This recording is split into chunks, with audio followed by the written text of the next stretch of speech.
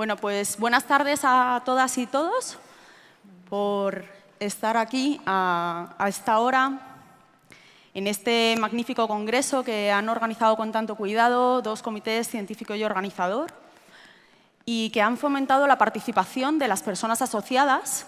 Y esta es una de las actividades que algunas personas que somos socias de la Sociedad Española de Medicina Familiar y Comunitaria consideramos que era una propuesta que nos gustaría que figurara en este congreso. Entonces, queremos agradecer tanto a Carmen López Fando, que es con quien organizamos esta propuesta de actividad, como al Comité Científico, en especial a Elena Polentinos y a Isabel del Cura, por la consideración de que esta actividad figurara como parte del programa científico del Congreso y que nos diera la oportunidad de estar aquí, ¿no? Que impresiona un tanto esta sala, pero que nos parece muy relevante y que puede quizá estar manifestando que la sociedad tiene una sensibilidad sobre este tema que a veces no la encontramos en otros foros. El debate que estamos estableciendo en torno al enfoque de género y unas gafas violetas para la consulta cuenta con dos ponentes, que son Irmina Saldaña y Teresa García de Herreros. Ambas son médicas de familia y trabajan en equipos de atención primaria de la Comunidad de Madrid. Mi nombre es Marta Sastre y soy también médica de familia y comunidad. Trabajo en el Ayuntamiento de Madrid en la Subdirección de Prevención y Promoción de la Salud con un programa que se llama Desigualdades Sociales en Salud. Consideramos que tenemos unos conflictos de interés por ser mujeres, por pertenecer a un movimiento social que reivindica que las mujeres y los hombres tenemos iguales derechos y oportunidades, es lo que se denomina feminismo, y además nos han financiado la inscripción a este congreso. Nos han financiado también alguna vez a otros congresos, tanto el regional como el nacional, e Irmina forma parte del grupo de trabajo de la mujer de la SOMANFIC, de la Sociedad Madrileña. Esto del género tiene que ver con la salud tiene género. Nos planteamos que en el debate vayamos pasando por diferentes cuestiones, como es si influye el género de las personas que acuden a nuestra atención, ya sea en consultas, ¿no?, que es lo más habitual. Si influye también cómo está construido el género de las personas que estamos ejerciendo una labor profesional en la atención sanitaria. Si nos han formado en temas de género y algunas propuestas, ¿no? Vayámonos de aquí ya con alguna propuesta de acción para mañana mismo. Por comenzar, Teresa, me gustaría saber un poco si hay diferencias en salud entre hombres y mujeres. Bueno, buenas tardes a todas y a todos. Evidentemente existen múltiples diferencias en salud entre mujeres y hombres. Vamos a ver una pincelada de unas cuantas. Las mujeres tenemos una esperanza de vida 5 años mayor que los hombres, pero tenemos peor salud percibida, mayor prevalencia de la mayoría de las enfermedades crónicas y casi el doble de dolor o malestar en la vida diaria, y somos más diagnosticadas con más frecuencia de depresión y ansiedad. Por otra parte, los hombres consumen más tóxicos, como es el tabaco y el alcohol, van a realizar más ejercicio físico y van a acudir menos a nuestras consultas de atención primaria, y también se les va a prescribir menos ansiolíticos y fármacos de baja calidad. ¿Y esto son diferencias o son también inequidades? Entendiendo por inequidades unas diferencias que son a la vez innecesarias, evitables e injustas. Pues algunas, como que las mujeres tengamos más mortalidad por el cáncer de mama, es lógicamente solo una diferencia, pero otras muchas, como que las mujeres realizamos menos ejercicio físico o que los hombres tengan más mortalidad por accidentes, son inequidades. Esto de las diferencias entre hombres y mujeres me recuerda, o no sé si estoy un poco confundida, con un término que se llama morbilidad diferencial. No sé si nos puedes aclarar lo que es la morbilidad diferencial. La morbilidad diferencial, según la definición de Carmen Valls, es el conjunto de enfermedades, motivos de consulta o factores de riesgo que merecen una atención específica hacia las mujeres, ya sea porque ellas solas presentan esos problemas o porque estos problemas sean más frecuentes en las mujeres o porque necesiten una intervención diferente. Es necesario que se haga una ciencia de la morbilidad diferencial, porque esto hasta ahora ha sido ignorado por la medicina, ¿no? Hace como 20 años sí que ha habido movimientos, sobre todo en Estados Unidos y en Inglaterra, de lo que ellos llaman gender medicine, para estudiar estas diferencias. La morbilidad diferencial, como hemos dicho, se ocupa de enfermedades o problemas que solo afectan a las mujeres, como pueden ser los problemas del embarazo, de la menstruación, de los cánceres ginecológicos o la violencia de género, y se ocupa, por otro lado, de enfermedades que son más prevalentes en mujeres, como la depresión, el dolor crónico o las enfermedades autoinmunes, y también se ocupa de factores de riesgo que necesitan una intervención distinta en hombres y mujeres, como pueden ser el sedentarismo, el paro o el estrés. ¿Y por qué ocurren estas diferencias?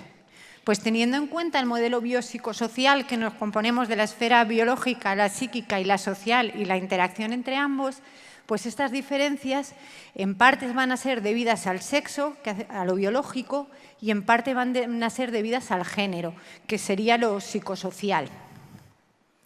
Entonces, ¿sexo y género no son la misma cosa? Irmina, ¿nos podrías aclarar estos términos? El sistema sexo-género es un... ¿Se me oye un poco alto? ¿Se me oye bien? Vale, soy yo que me escucho con eco.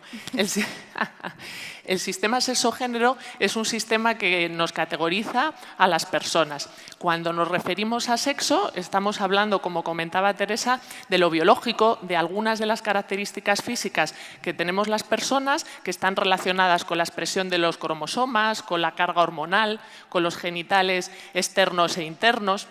Sin embargo, cuando nos referimos a género, estamos hablando de una construcción, de algo cultural, de algo que es histórico y que tiene que ver con el momento que se pueda vivir, donde la percepción de lo que es ser hombre o ser mujer puede cambiar los modelos de cómo nos dicen que tenemos que ser, los roles, el cómo nos comportamos. Cuando hablamos de eso, nos estamos refiriendo al género. Y estas vivencias las vamos a ver ahora en este vídeo. ¿No te ha pasado que...? ¿No te ha pasado que...? ¿No te ha pasado que...? ¿No te ha pasado nunca que se te estropea el coche? Y no es por vacilar, pero sabes bastante de mecánica. Y crees que sabes qué pieza es. Entonces te llevas a tu amiga para allá. Y te presentas allí y empiezas a explicarle al mecánico, pues mira, este es mi coche, creo que le pasa esto. De esta manera facilitas el diagnóstico. Y el mecánico empieza a contestarle a ella. Y solo le habla a ella, como si tú fueras idiota. Y él habla de dinero con ella y de la pieza que le falta a ella, de cuánto va a tardar a ella. Y tú no comprendes por qué, porque tú eres el que sabe y además el coche es tuyo. Te cabrea. Y mucho. Porque la persona que te acompaña no tiene ni idea de mecánica. ¿No te ha pasado?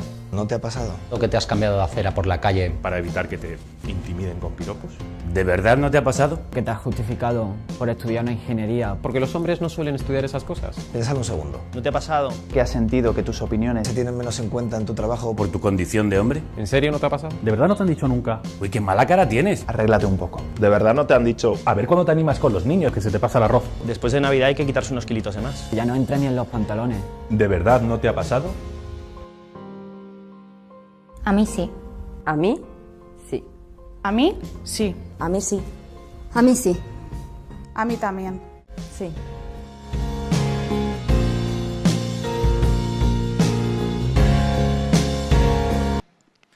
Porque es que este sistema sexo-género que relaciona el ser hombre, ser mujer, con el sexo con el que hemos nacido unas y otras, no es equitativo.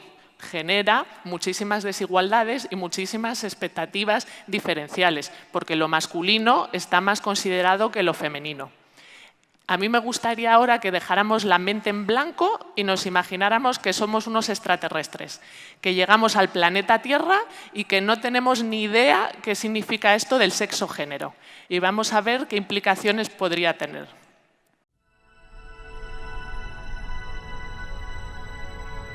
La sociedad terrícola es sexista. Interpretan lo que ven en función del género de quien lo ha hecho.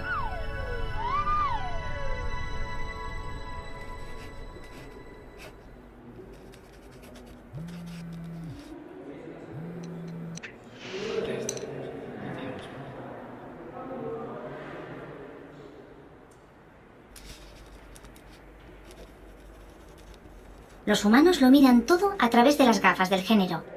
Así, de una forma inconsciente, refuerzan día a día las supuestas diferencias innatas de mujeres y hombres. El macho de la especie humana es racional y muestra un elevado control de sus emociones. Es activo por naturaleza. Cuando no está en cautividad, va a lo suyo o es el líder del rebaño. La represión de las emociones es básica para darle seguridad. Cuando está en peligro, activa su agresividad.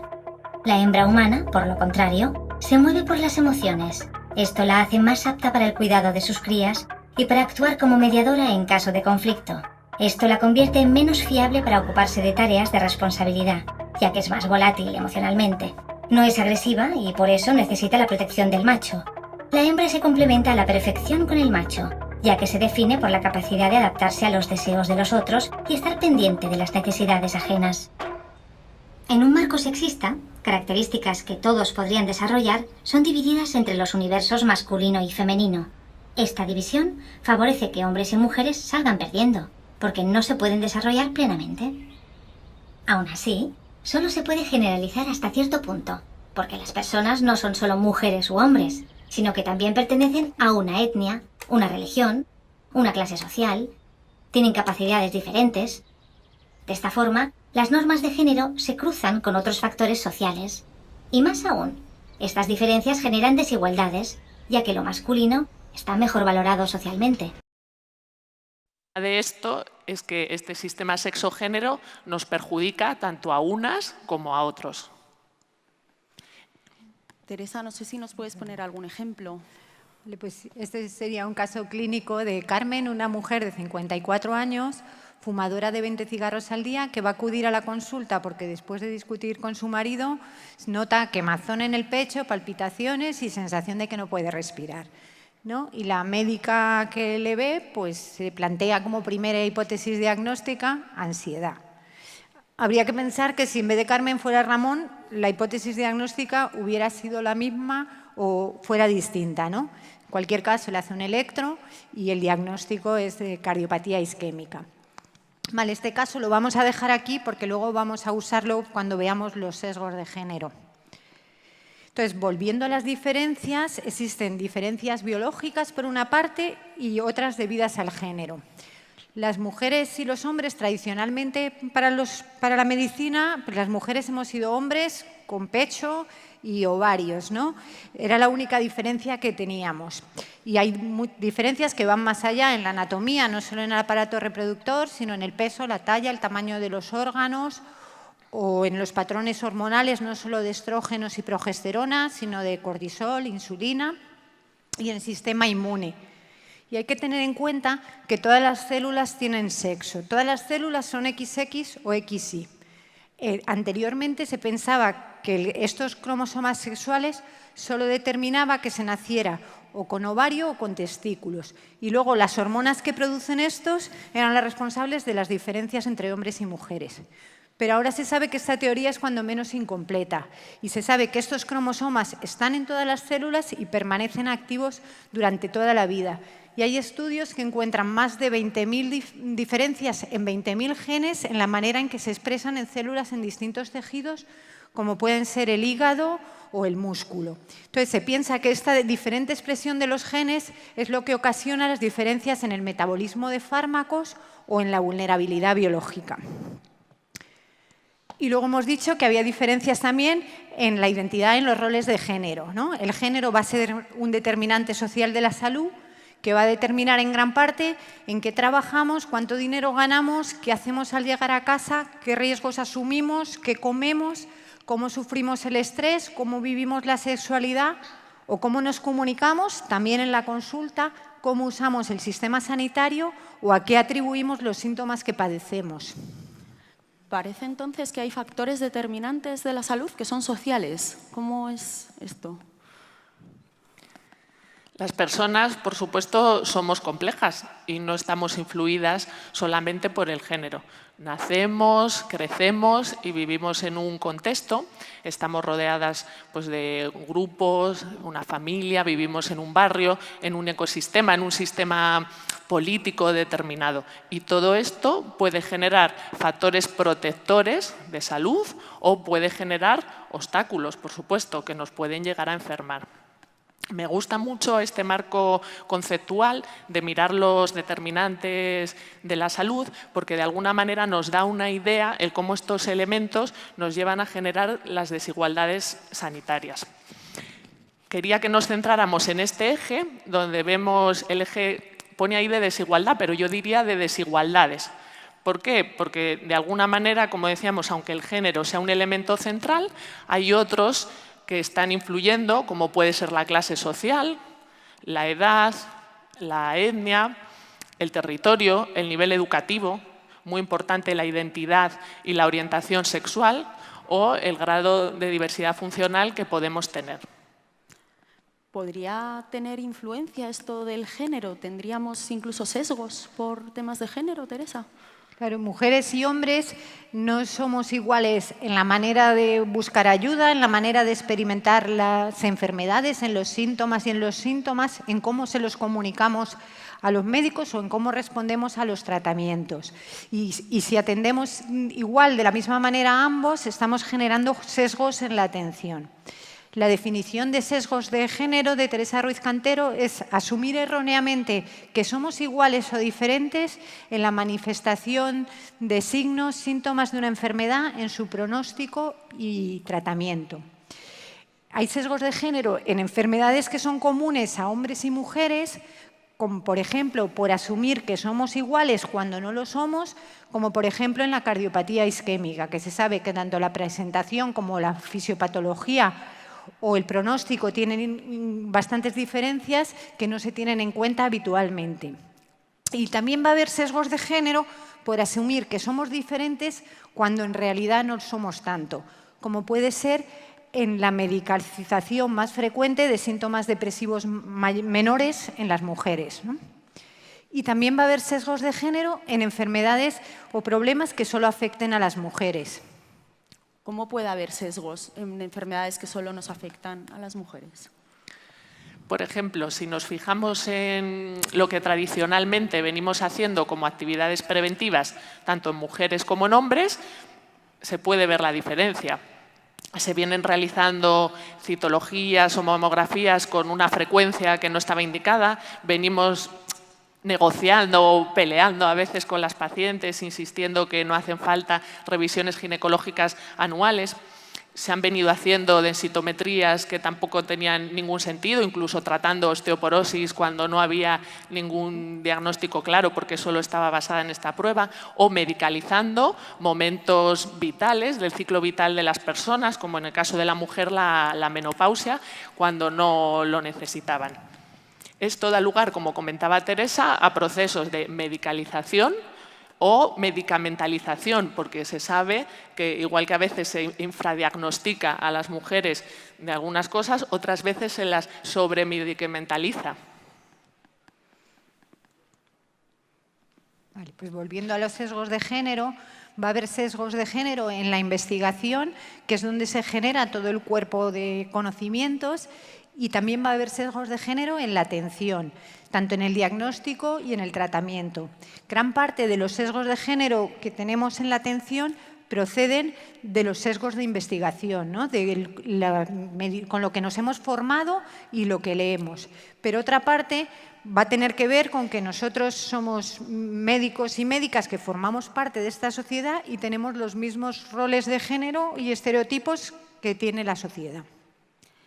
Entonces, parece que influye en la atención sanitaria el género de las profesionales o de los profesionales.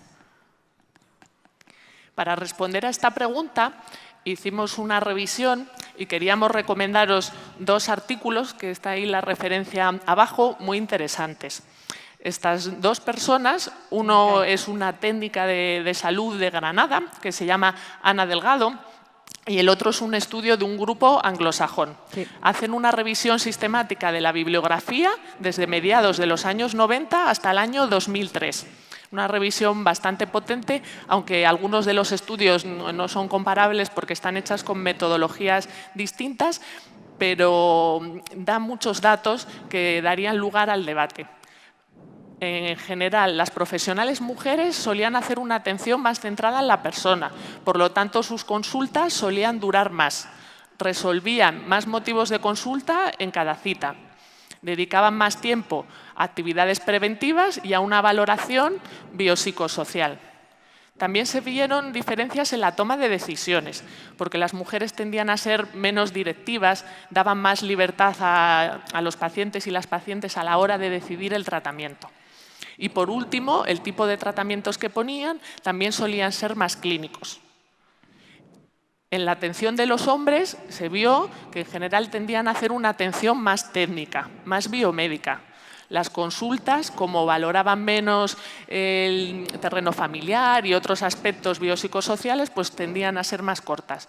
Sin embargo, dedicaban más tiempo a la parte de la entrevista del diagnóstico y del tratamiento. Se vio también que tendían a pedir menos pruebas, excepto los análisis de sangre, que se vio que eran iguales y que derivaban menos atención especializada. Esto sería interesante también para reflexionar, según comentaba la autora Ana Delgado, sobre la percepción que tenemos los y las profesionales sobre nuestra autoeficacia. Cuando consideramos o no que podemos manejar una patología o cuando consideramos que la debemos derivar. Y por último, los hombres tendían a recetar más fármacos. Y un dato muy interesante que confirma todo lo que comentaban los estudios de Teresa, que sobre todo se daba en las mujeres. Nos preguntábamos también si a lo largo de nuestra formación, en la carrera de medicina o en el posgrado, habíamos recibido alguna orientación sobre este asunto de género. Y no ha sido así. No existe ninguna asignatura, ni de forma transversal ni de forma específica, que trabaje ahora mismo este tema. Y quería enseñaros un fragmento de este vídeo que me parece muy valiente, del Consejo Estatal de Estudiantes de Medicina. Quizás muchas de vosotras o vosotros ya lo hayáis visto. Veréis que son unos testimonios donde muestran cómo se vive en la carrera de medicina este asunto.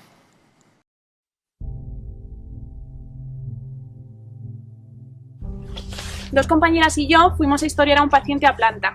Después de un montón de intentos y que nos pusiera un montón de quejas, nos terminó diciendo que tan guapas y tan jóvenes no sabía por qué no nos obligaban a acostarnos con los pacientes. Un día en la consulta, el médico le dijo al marido de la paciente: eso es que usted no le pega lo suficiente, ¿eh? En una operación en la que estaba de prácticas en el quirófano, el cirujano me preguntó que cómo quería yo ser cirujana, qué iba a hacer con mis hijos, los iba a dejar solos y qué iba a pensar mi marido de mí si ganaba más que él. Estaba el otro día en quirófano en una operación, me puse pálido y el médico empezó a bromear. Es que eres una nenaza, ¿no vas a aguantar? Tras exponer un PowerPoint a un tutor de práctica clínica, me dijo que tenía el don de captar la atención, que con mi movimiento de cadera la había trasladado a un cabaret de Puerto. No hizo ningún comentario sobre mi trabajo. Estando en consulta esperando a que pasara la paciente, el médico estaba revisando su historial y me dijo: madre mía, encima de mujer, gorda. Algo que nunca se me va a olvidar de mis prácticas es que estar con un médico no es lo mismo que estar con una médica. La médica muchas veces es la enfermera, la guapa, esa chica tan maja, tan agradable, y el médico es siempre el profesional, un hombre de ciencia, un hombre con autoridad y con poder.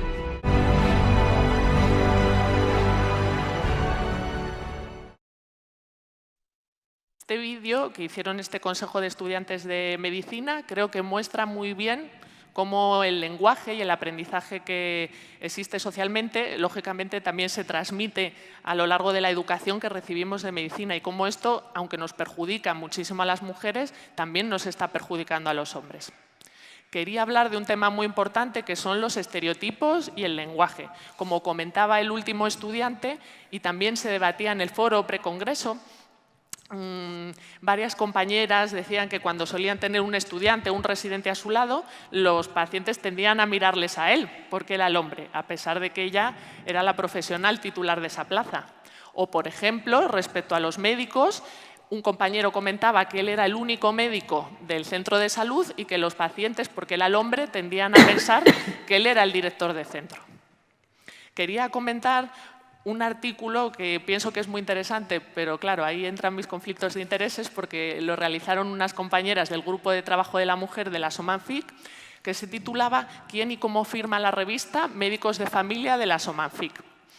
Podéis ver esa gráfica, que pienso que es muy significativa, donde se ve en la parte azul cómo los médicos o las médicas se nombraban en esa revista en masculino y la parte más verdecita de arriba cómo se nombraban en neutro, lo que sería pues, profesional de medicina de familia y comunitaria. Y sin embargo, como las mujeres, esa parte naranjita, solo el 11% de las mujeres se nombraban como mujer, como médica. Pienso que esto es algo muy importante sobre lo que tendríamos que reflexionar, porque claro, lo que no se nombra no existe. Tenemos que visibilizarnos. Esto voy a pasar muy rápido por ello, porque ya lo conocemos todas y todos, pero por ponerle cifras, el 63% de las aspirantes al MIR somos mujeres. El 72,5% de las personas que eligen la especialidad de medicina de familia y comunitaria son mujeres, y esta tendencia se viene viendo desde hace unos años.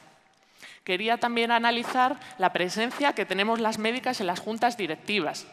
Por un lado, en el Colegio de Médicos o la Organización Médica Colegial, donde hay unas grandes diferencias y se ve donde no hay nada de paridad, sobre todo en la OMC, donde solo hay una mujer, que conocemos que es Mónica Terán, que estuvo invitada el año pasado en el Congreso de la SEMFIC, en una vocalía.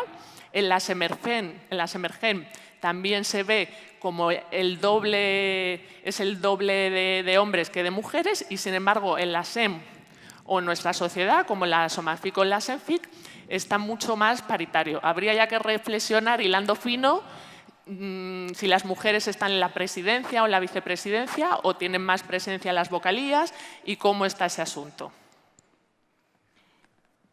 Volvemos un poco sobre los sesgos, Teresa. Sí, vamos a empezar con los sesgos de investigación. La mayoría de las investigaciones que se han hecho hasta ahora se han hecho en células masculinas, en animales masculinos y la mayoría de los estudios en hombres. Esto es en parte para evitar problemas de posibles embarazos en los ensayos clínicos o las fluctuaciones hormonales de las mujeres, y también porque es más barato si requieres menos número de participantes en un estudio que si tienes que inferir resultados para dos grupos distintos. 2/3 de las investigaciones sobre enfermedades que afectan a ambos sexos se han hecho solo con hombres. Hasta 1993 la FDA prohibía incluir a las mujeres en las primeras fases de los ensayos clínicos, pero luego, hasta hace 25 años, todo lo que se investigaba con hombres se pensaba que se podía extrapolar los resultados a las mujeres. Hoy ya se sabe que no es así, y desde el año 94 el Gobierno americano y posteriormente normativas europeas o incluso en España pues recomiendan la introducción de mujeres en los ensayos clínicos en un número representativo. Las mujeres han estado escasamente representadas también en los ensayos de fármacos que se hacen para un varón modelo de 70 kilos blanco, y también va a faltar investigación sobre la influencia de los determinantes sociales, entre los que está incluido, como hemos visto, el género. Entonces, resumiendo, las mujeres hemos sido la mujer invisibles, ¿no?, para la investigación. Va a haber sesgos, como hemos dicho antes, también en el diagnóstico. No se va a tener en cuenta las diferencias en la manifestación de las enfermedades entre hombres y mujeres.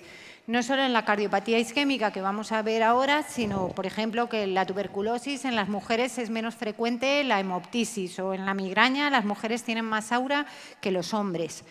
Se realiza un menor esfuerzo diagnóstico en mujeres. En esto hay varios estudios, por ejemplo, hay varios sobre la cantidad de espirometrías que se piden a mujeres y hombres fumadores, y si eres hombre, es más fumador, es más probable que el médico le pida una espirometría que si es una mujer, aunque se sabe que el tabaco es más perjudicial para los pulmones en las mujeres que en los hombres.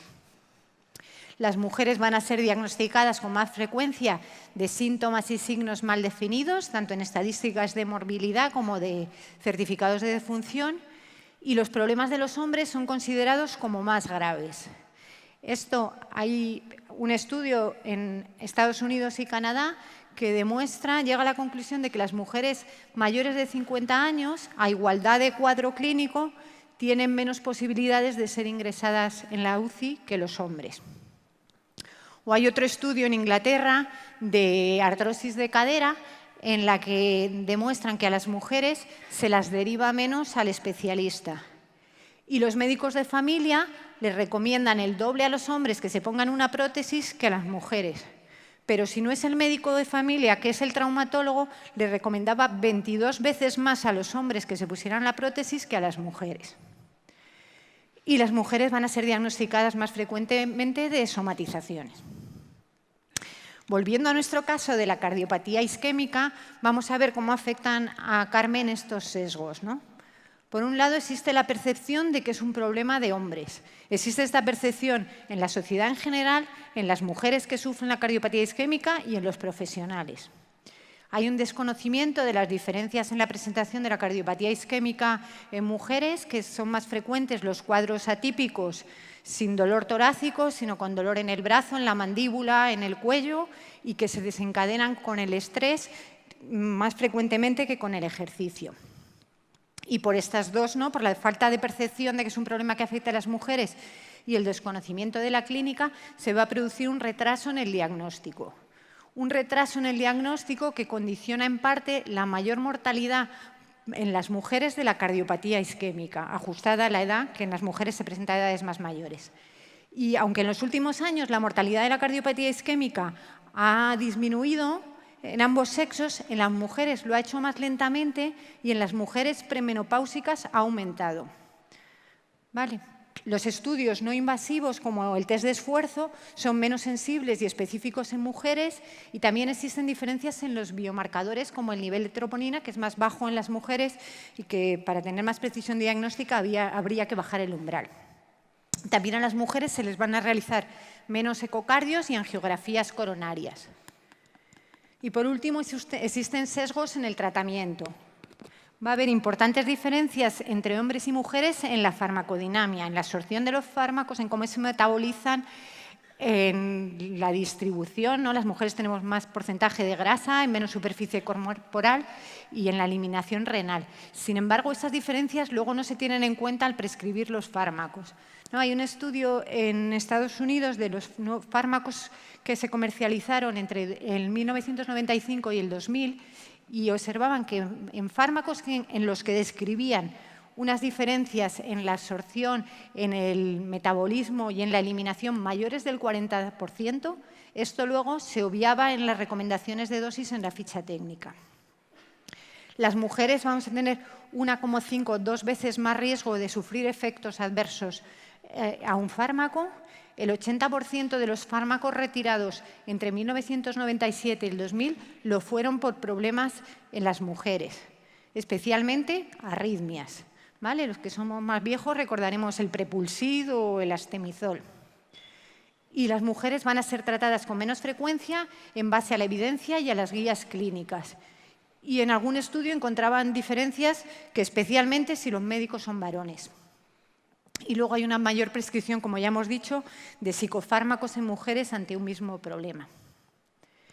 Y volviendo otra vez a Carmen, pues las mujeres con cardiopatía isquémica van a ser tratadas significativamente más tarde que los hombres. Esto hay muchos estudios y en algunos las diferencias llegan hasta 15 horas desde el inicio de los síntomas al tratamiento en los hombres y 57 en mujeres. Y las diferencias en parte se explican porque las mujeres acuden más tarde al hospital porque no se reconocen como que están sufriendo una cardiopatía isquémica, sino que las diferencias dentro del hospital, en lo que los estudios llaman tiempo puerta-aguja o puerta-balón, también eran más prolongados en las mujeres. En las mujeres se realiza menos esfuerzo terapéutico. Esto da lo mismo donde se estudie, en Europa, en Estados Unidos, en España. Hay menos ingreso en UCI, se realizan menos trombolisis y se realizan menos angioplastias a igual presentación clínica, y aún sabiendo que las mujeres tienen mayor mortalidad. Hay menos prescripción de IE, SARA2, antiagregantes y betabloqueantes, y las mujeres serán derivadas con menos frecuencia a rehabilitación cardíaca. Bueno, con estos datos que nos acabas de contar, Teresa, espero que haya propuestas de intervención y que podamos hacer las personas que estamos un poco más sensibilizadas, ¿no?, de estas dificultades para que no sigan aumentando, ¿no? Cuando cuando vimos y revisamos todos estos datos que se confirmaban con las intuiciones que teníamos, hicimos una revisión de algunas autoras, sobre todo de Sara Velasco, de cosas prácticas respecto a cómo podemos intervenir en la salud con un enfoque de género. Por definirlo de alguna manera, unas palabras claves.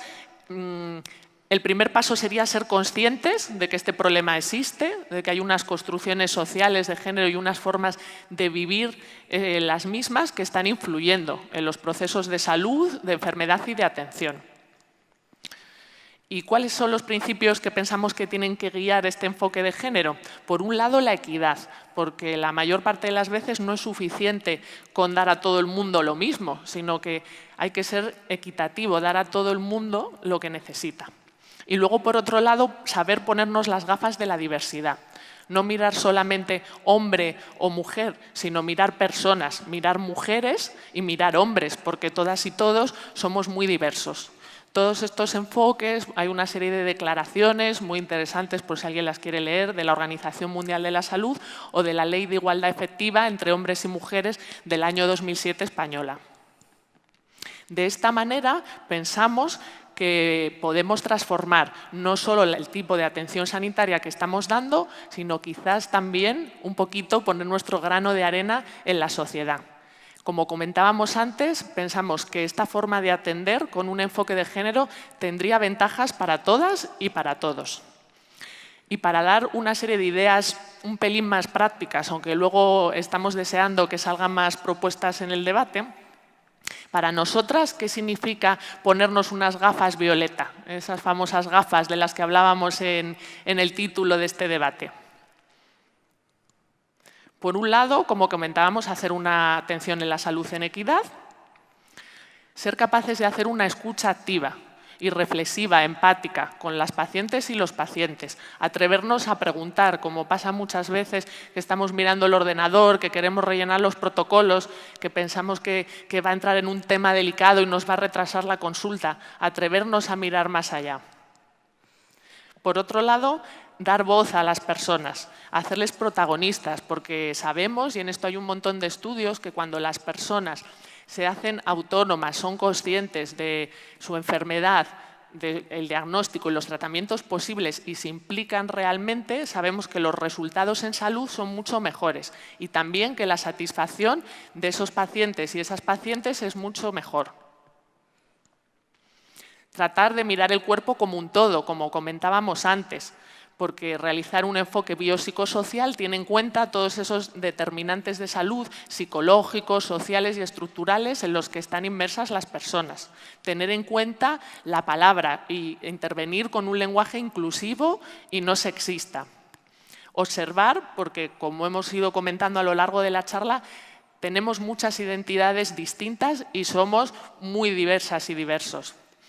Y reconocer, como ha estado hablando Teresa durante todo este tiempo, que hay que evitar los sesgos de género y que existe una morbilidad diferencial. Hay que ir un poquito más allá y no quedarnos solo en etiquetar a las personas, esta enfermedad y nada más. Y reconocer también los límites que tenemos las y los profesionales, pero también las pacientes y los pacientes para intervenir en sus vidas. Y muchas veces puede ser terapéutico el decirles que, bueno, que simplemente tienen que saber decir no, que tienen que saber descansar, que tienen que parar. Y por último, la importancia de las redes de apoyo, de los trabajos en grupos, de la educación para la salud, y también como profesionales en nuestra consulta, no olvidarnos de la importancia del acompañamiento. Porque cuidar es responsabilidad de todas las personas y nosotras y nosotros como profesionales de la salud tenemos que implicarnos en eso, tenemos que asumir nuestra parte. Porque las personas somos diferentes y, por supuesto, somos muy diversas y muy diversos, pero también tenemos derecho a una atención en igualdad, a un reconocimiento. Quería terminar con unos vídeos que creo que reflejan muy bien esta valentía que muchas veces tienen las personas de expresar sus deseos y de expresarse como querrían ser, más allá de los roles y de los modelos que a veces pues, nos impone nuestra sociedad.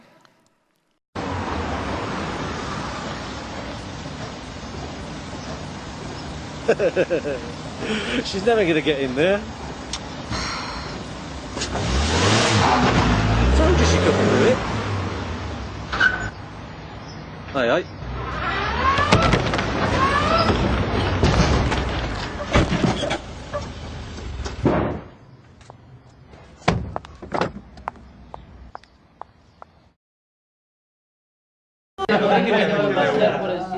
Sí, muchachos, miren lo que dice acá, escuchen.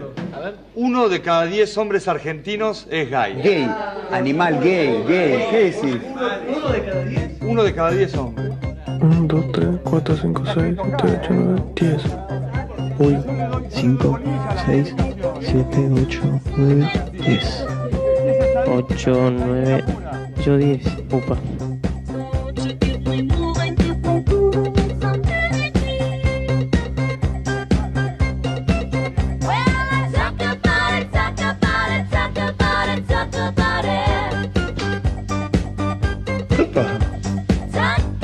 ¿Te gustó? Porque si nos atrevemos a atender con un enfoque de género en nuestra consulta y en nuestra forma de trabajar en nuestros equipos, seguro que intervenimos mejor. Pero es que quizás también podamos llevarlo a nuestra vida y puede ser que seamos más felices, que al fin y al cabo es lo que pretendemos, ¿no? Bueno, esta era nuestra propuesta de ponencias y queremos también dar visibilidad a todas las personas que han participado o que habéis participado en ese foro precongresual a través online. Ha sido un foro muy rico donde se han trabajado también temas de responsabilidad de cuidados, de atenciones, ¿no?, desde el punto de vista de profesionales médicas y médicos, y es verdad que ha habido ahí más participación masculina de la que hay en esta mesa y que está esta aplicación haciendo llegar estas preguntas que también lanzáis algunos hombres, ¿no?, donde os animamos a que sigáis haciendo a lo mejor preguntas por la aplicación, a través de Twitter que sigáis y que también lo hagáis aquí, ¿no? No queremos tanto unas preguntas, a lo mejor tanto a las ponentes, que es, bueno, para daros las gracias de toda la revisión bibliográfica de este tema tan interesante, sino también que generemos una reflexión como integrantes de una sociedad en dónde queremos estar y qué queremos cambiar. Las gafas, nos preguntáis que si las damos, algunas las hemos traído, así un poco grandes o las que están en la mesa, pero esperamos que las llevemos todas y todas incorporadas siempre, ¿no? Las gafas. Esa es la idea, claro. Y es verdad que nos preguntan que por qué no hay ningún hombre en la mesa, que parece esto un micromachismo y que podría, ¿no?, aumentar la visión de un hombre más credibilidad a lo que hemos intentado exponer. No sé cómo lo veis. Nos gustaría que algún hombre también estuviera en estos temas. También nos gustaría que a lo mejor los hombres participaran más de grupos de trabajo como el de la mujer, que al menos en la SOMANFIC está integrado exclusivamente por mujeres y no sé si es que hay miedo a trabajar con mujeres en temas de género. Sí, porque aunque el grupo de trabajo sea el grupo de trabajo de salud de la mujer, no quiere decir que tengamos que ser solo mujeres. Yo sí que pienso que sería interesantísimo, ¿no?, que en esto del enfoque de género, como venimos comentando pues a lo largo de este ratito, que pudiéramos implicarnos todas y todos, porque por supuesto que todas y todos estamos socializados en esto y yo insisto en que el cambiar esto es beneficioso para todas las personas. El ser capaz de salirse de esos márgenes en los que muchas veces nos educan sería un placer. Invitados quedáis. ¿Alguien que quiera hacer alguna pregunta? Así con micro, que creo que hay personas con... Seguimos con las que habéis mandado, que se agradece, la verdad, que hay un montón. Nos preguntan que si habría algún role-playing de las inequidades en la atención médica. Yo creo que esto da para otro tipo de foro, ¿no? ¿Cómo lo ves, Teresa? ¿Podríamos...? ¿Hacer un role-playing ahora? No, ahora... Pero parece que sí, ¿no? Si este tema interesa, la propuesta a lo mejor es una formación, ¿no? Más con role-playing, más talleres que nos formen en habilidades, ¿no? Que a lo mejor es lo que nos está faltando más. Ahí seguro tutoras y tutores o incluso jefaturas de estudio, ¿no?, aquí en la sala, que nos puedan decir si la formación de los profesionales de medicina familiar y comunitaria, si en las competencias que están en su programa de formación MIR están recogidos el tema de la salud y el género. No sé cómo... Seguro que hay más gente en la sala que nos pueda...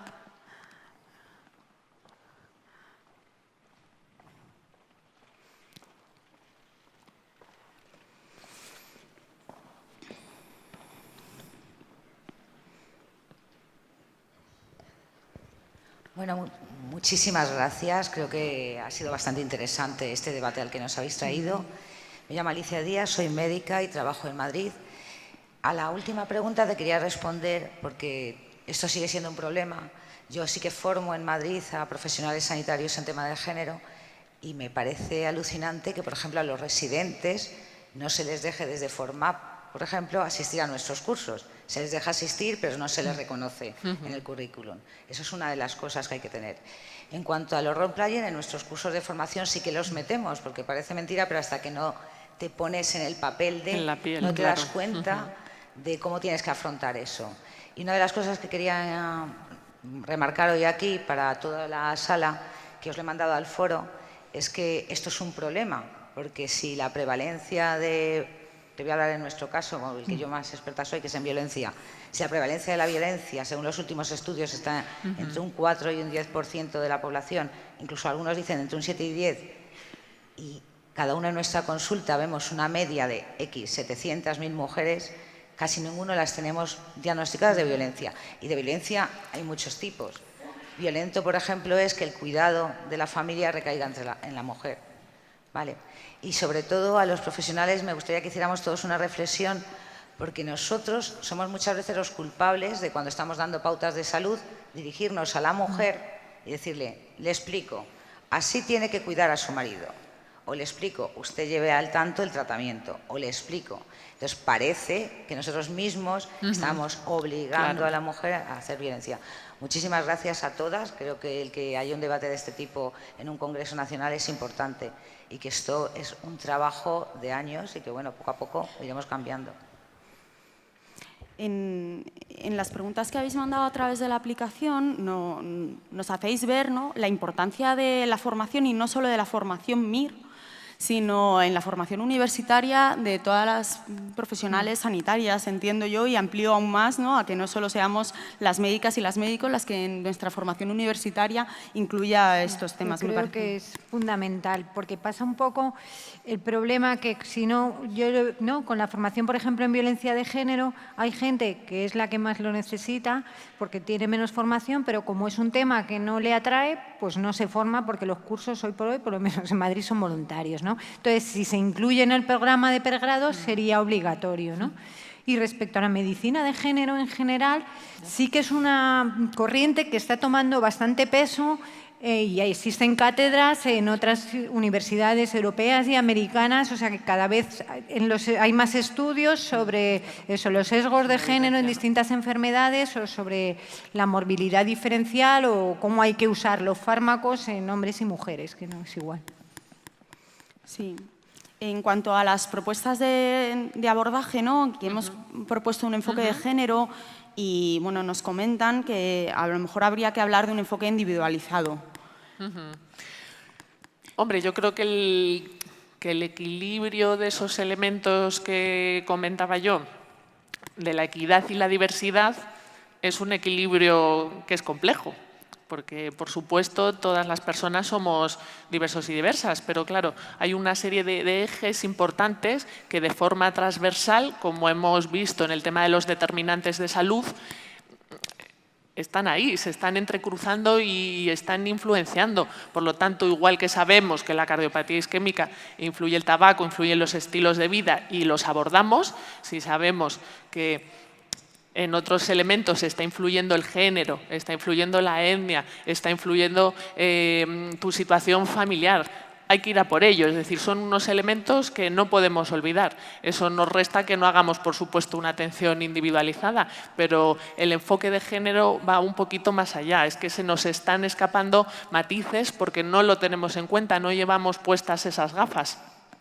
Entonces, hagamos un enfoque centrado en la persona, ¿no?, que requiere la atención, pero teniendo en cuenta la diversidad de determinantes sociales, ¿no?, que nos habéis antes explicado y en nuestra... Y también aprovechar la consulta, como decía Alicia, para transmitir mensajes que no hagan que se continúen los estereotipos de género, ¿no?, que es muy frecuente eso, propiciar el rol de cuidador de la mujer. Entonces, ayudando a acabar con esos estereotipos, pues beneficiamos la salud de nuestros pacientes, entre otras cosas. Bueno, tenemos que cerrar, pero a lo mejor hay una unidad docente de Sevilla que quiere contar con vuestra ayuda para atender este tema. Así que, bueno, muchas gracias a todas y todos. Esperamos que nos hayamos podido llevar algo para aplicar mañana en nuestro día a día, tanto sea como profesional como como persona, en una sociedad tan diversa, y que esperamos que también la Sociedad Española de Medicina Familiar y Comunitaria recoja la necesidad de trabajar el tema de género de manera transversal, no deposite en los grupos de trabajo de la mujer este abordaje, y que a lo mejor el grupo de desigualdades sociales en salud que se está montando y que creo que es el sábado cuando se constituye, pueda ser un grupo transversal donde nos ayude a mirar con todas las gafas que hay que mirar a las personas. Muchísimas gracias a todas y todos por el interés.